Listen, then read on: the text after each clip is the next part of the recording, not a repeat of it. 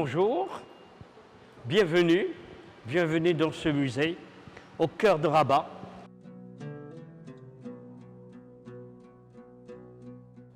Nous avons bien évidemment dans cette exposition des dessins. Les dessins qui ont été rapides parce qu'à l'époque il n'y avait pas encore le tube de peinture et donc ils faisaient des dessins pour aller dans l'atelier et pouvoir après les peindre. Il a été le premier ambassadeur de la lumière du Maroc. Il a été le premier ambassadeur qui a parlé de la tolérance entre juifs et musulmans dans un pays qui est le Maroc, alors qu'en Europe, venez voir qu'en Europe, il y avait un antisémitisme extrêmement profond à l'époque.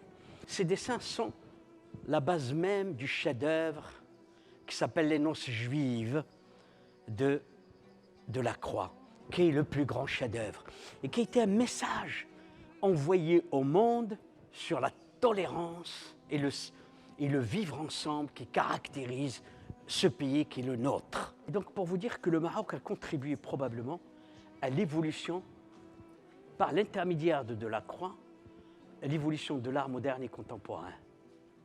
Le traitement de la scène des personnages, où à son époque, c'était encore classique et académique, elle lui suggère. Il n'y avait plus les yeux qui étaient bien dessinés. Il n'y avait plus, regardez, les yeux sont à peine suggérés. Il est dans ce que j'appellerais la suggestion picturale. Et c'est ce qui appellerait par la suite les impressionnistes, l'abstraction et ainsi de suite. Ça veut dire l'appel à la modernité venant du Maroc.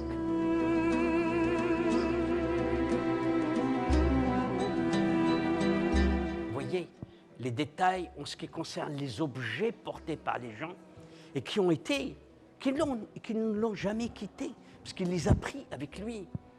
Car le traitement de la couleur vient aussi de cette belle lumière que le Maroc a donnée et qu'il a transportée avec lui en Europe et qu'il a transmise après aux impressionnistes et aux Verts, ce que j'appellerais réellement la modernité internationale.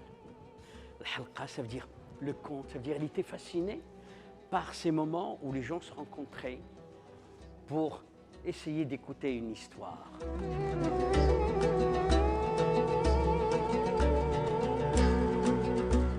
Toutes ces gravures et tout ça, c'est des scènes du Maroc.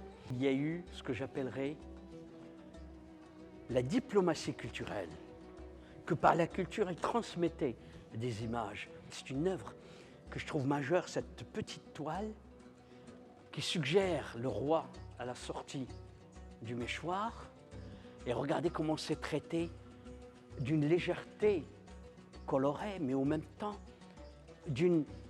déjà un appel à l'abstraction et à la modernité.